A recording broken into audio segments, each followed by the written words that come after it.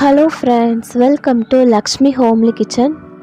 இன்றைக்கி நம்ம சேனலில் மஞ்சள் பூசணிக்காய் அல்வா எப்படி செய்கிறதுன்னு பார்க்க போகிறோம். ரொம்ப சுலபமாக 5 நிமிஷத்தில் நம்ம செஞ்சு முடிச்சிடலாம். இந்த சுவையான அல்வா எப்படி செய்கிறதுன்னு வாங்க வீடியோக்குள்ளே போய் பார்க்கலாம். வீடியோக்குள்ளே போகிறதுக்கு முன்னாடி நீங்கள் நம்ம சேனலை ஃபர்ஸ்ட் டைம் பார்க்குறதா இருந்தால் மறக்காமல் சப்ஸ்கிரைப் பண்ணிக்கோங்க. பக்கத்தில் உள்ள பெல் ஐக்கானை கிளிக் பண்ணி ஆல் ஆப்ஷனையும் கொடுத்துக்கோங்க. வாங்க இப்போ நம்ம வீடியோக்குள்ளே போகலாம். ஃபஸ்ட்டு நம்ம இந்த ரெசிபி செய்கிறதுக்கு 1/4 கிலோ அளவுக்கு மஞ்சள் பூசணிக்காய் எடுத்துக்கலாம். இது உள்ளே இருக்க விதைகள் எல்லாமே நம்ம நீக்கிடலாம். இதோட மேல் தோலையும் நம்ம கட் பண்ணி எடுத்துடலாம். இந்த தோலுக்கு அடியில் இருக்கிற அந்த க்ரீன் கலரையும் சேர்த்து கட் பண்ணி எடுத்துக்கோங்க. நமக்கு அந்த மஞ்சள் பகுதி மட்டும் இருந்தால் போதும். இதோட தோல் எல்லாமே நம்ம கட் பண்ணி எடுத்ததுக்கப்புறமா இதை நல்லா கழுவிட்டு நம்ம சின்ன சைஸில் துருவி எடுத்துக்கலாம். இந்த அளவுக்கு சின்ன சைஸில் இருக்கிற மாதிரி துருவி எடுத்துக்கோங்க.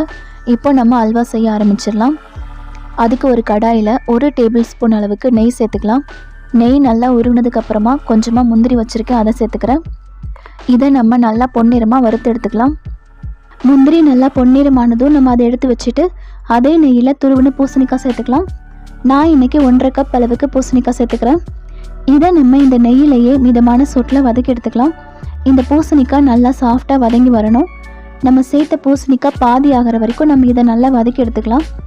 இப்போ நம்ம சேர்த்த பூசணிக்காய் நல்லா பாதி ஆகிற வரைக்கும் வதங்கி வந்துருச்சு. இந்த டைமில் இது கூட 1/2 கப் அளவுக்கு பால் வச்சுருக்கேன், அதை சேர்த்துக்கிறேன். நீங்கள் காய்ச்ச பாலும் சேர்த்துக்கலாம், இல்லைனா பச்சை பால் கூட சேர்த்துக்கலாம். இந்த பால் சேர்த்து இந்த பூசணிக்காய் நல்லா வதங்கி வரட்டும்.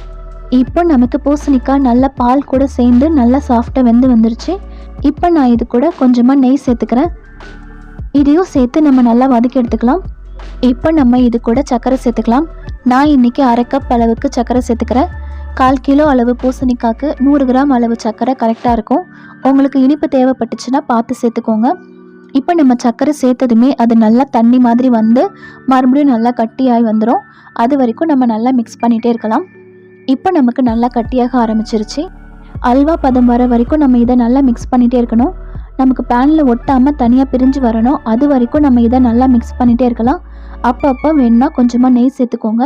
இப்போ நமக்கு பேனில் ஒட்டாமல் தனியாக பிரிஞ்சு வர ஆரம்பிச்சிருச்சு.